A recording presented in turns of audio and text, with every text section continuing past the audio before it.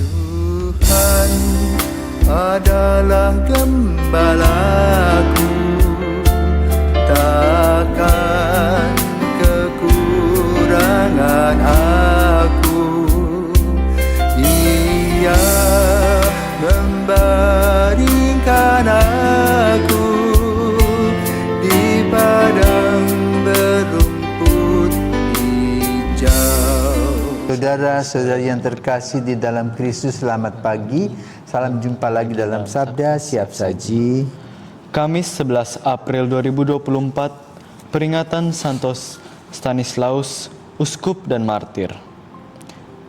Marilah kita berdoa dalam nama Bapa dan Putra dan Roh Kudus. Amin. Ya martir pahlawan suci, jejak Kristus kau ikuti, musuh sudah kau kalahkan, kini engkau dimuliakan. Semoga doamu yang sakti menghapuskan dosa kami, menyingkirkan kejahatan yang merusak kesatuan.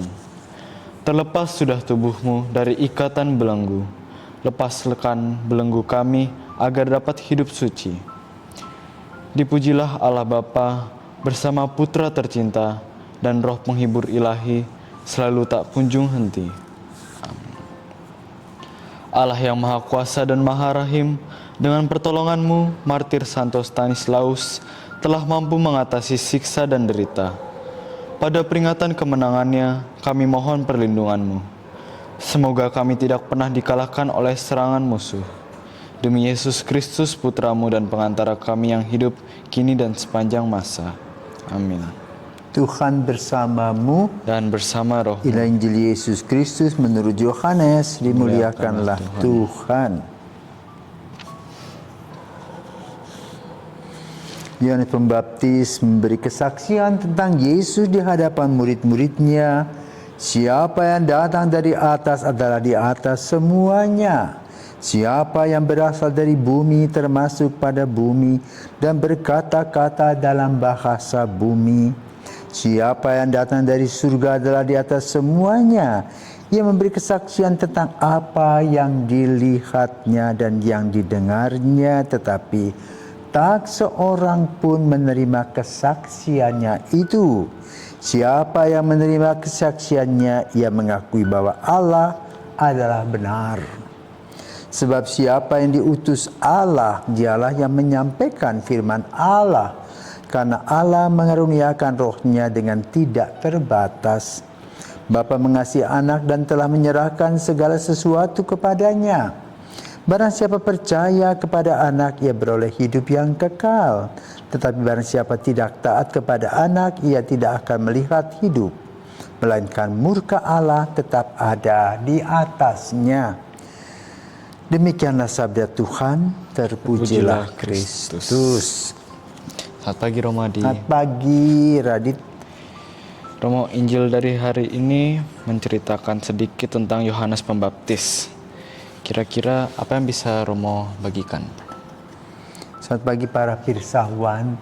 Hari ini kita merayakan Santos Stanislaus, ya, seorang boleh martir, ya, dari Polandia. Mungkin saya mau bercerita sedikit. Ketika saya frater, saya dapat tugas top di Flores, di Borong namanya. Di sana ada pastor Polandia. Tahun 78. Mirip-mirip dengan Yohanes Paulus II. Namanya Stanis. Dipanggilnya Stapu. Ya. Stanis Woboda. Juga dengan satu bruder, ya, Sislaus, orang Polandia. Ada juga satu suster Ursulin di sana, tetangga pastoran. Dua suster Ursulin. Yang satu itu muridnya Karol Wojtyła, Uskup Agung Krakow, kardinal di sana, kemudian dipilih jadi Yohanes Paulus II Paus. Jadi ketika pemilihan Paus itu di sana heboh sekali karena ada 4 orang Polandia. Ya. Rata-rata orang-orang di Polandia orang tua lebih banyak memilih nama anak laki-lakinya yang pertama itu Stanis, dipanggil Stahu. Nah, rupa-rupanya ada cerita tentang Stanis ini yang cocok dengan Injil pada hari ini yang diuraikan oleh siapakah Yesus, yang diuraikan oleh Yohanes Pembaptis. Nah, jadi kita ke Injil dulu. Injil atau Yohanes Pembaptis menyatakan bahwa Yesus itu 100% Allah, 100% manusia. Lalu bagaimana kiprahnya? Di sini disebutkan, siapa yang datang dari atas adalah di atas semuanya. Siapa yang berasal dari bumi termasuk pada bumi dan berkata-kata dalam bahasa bumi. Jadi Yesus itu lahir sebagai manusia biasa agar kita sebagai manusia bisa menerimanya. Tetapi pada kenyataannya disampaikan oleh Yohanes Pembaptis bahwa tidak semua orang mendengarnya. Ya. Tetapi Yesus sadar bahwa dia adalah diutus oleh Allah. Sebagaimana disampaikan Injil. Sebab siapa yang diutus Allah, dialah yang menyampaikan firman Allah. Karena Allah mengaruniakan rohnya dengan tidak terbatas. Bapa mengasihi anak dan telah menyerahkan segala sesuatu kepadanya.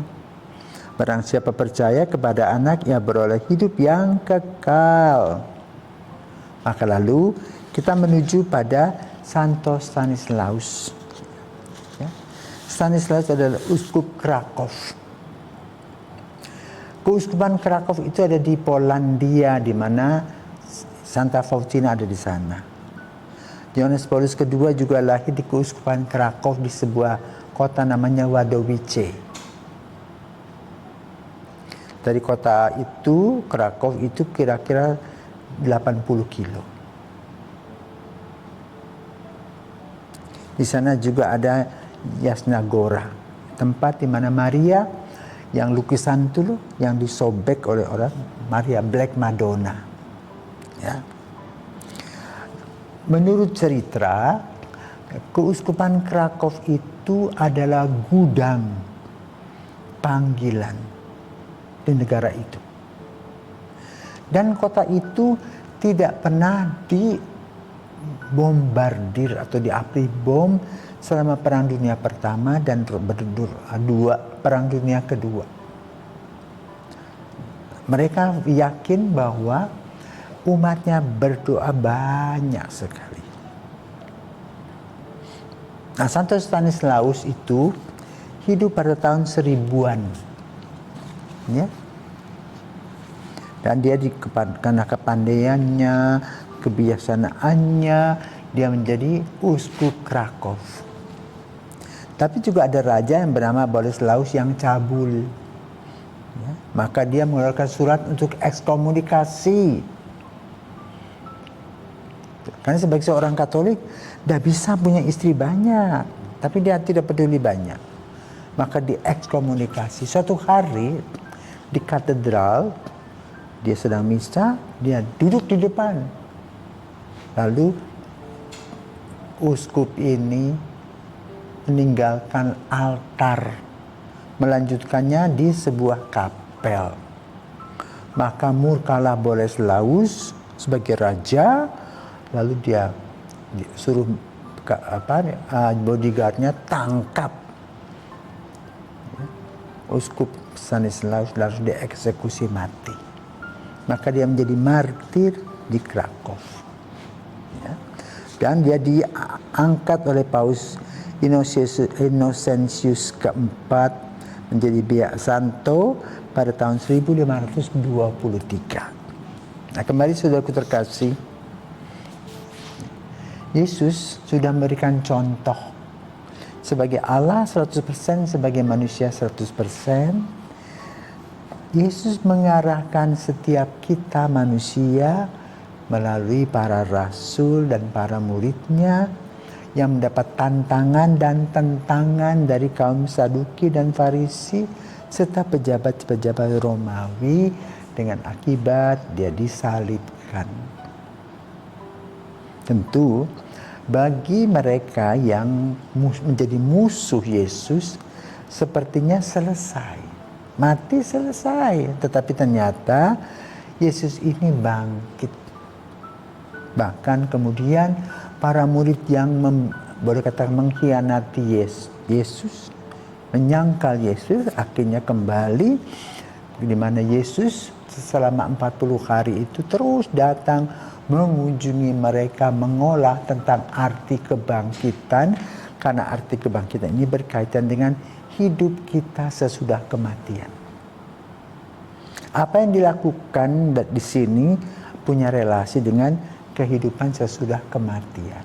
Dengan iman, harapan, dan kasih, dengan perbuatan-perbuatan baik, dengan belas kasih. Dan juga berani menyatakan kebenaran seperti Santo Stanislaus. Jadi sebetulnya ketika kita digenjat orang, ditindas orang, kita tidak perlu takut. Kenapa? Yang menindas itu juga manusia yang diciptakan Tuhan. Ya? Kecuali kalau Tuhan yang menindas kita takut. Kenapa? Tidak akan ada keselamatan. Tetapi ketika orang-orang yang bersama dengan kita berjalan, yang kebetulan dia punya kuasa, monggo silakan. Toh mereka juga akan mati, akan mempertanggungjawabkan semuanya seperti yang dialami oleh Stanislaus Santo ini. Dia tetap teguh pendiriannya sebagai seorang beriman Kristiani yang percaya kepada Yesus, yang harus mewartakan tentang kebenaran dan kejujuran. Tidak mudah, ya, dua nilai ini, jujur dan benar. Karena menghadapi begitu banyak masalah di mana kita banyak cenderung untuk mendapatkan kenikmatan. Dan ketika kita diganggu kenikmatan kita, maka kita menjadi orang yang marah. Dan ketika kita punya kuasa, kita gunakan kekuasaan. Lalu apa yang harus dibuat? Bertobat. Pertobatan dan pengorbanan itulah yang diberikan contoh oleh Yesus, baik juga oleh Yohanes Pembaptis yang juga menjadi martir, dan juga menjadi seperti Santo Stanislaus juga yang menjadi martir. Kemartiran itu tetap berjalan dalam hidup. Ya. Ada yang martir itu dipenggal kepalanya, tetapi juga ada yang ditusuk hatinya. Ya. Kita di Indonesia ini penggalan-penggalan kepala sudah lewat, tidak ada lagi, tetapi penggalan-penggalan hati itu masih terus berlangsung. Ya. Bagaimana misalnya korupsi, nepotisme, itu juga ada di dalam kehidupan menggereja. Jadi kita yang harus sadar bahwa hal-hal itu perlu diperbaiki. Santo Stanislaus telah merevisi, ya, hal-hal yang tidak baik dalam kehidupan gereja dan juga dalam kehidupan kerajaan Polandia. Dengan cara apa?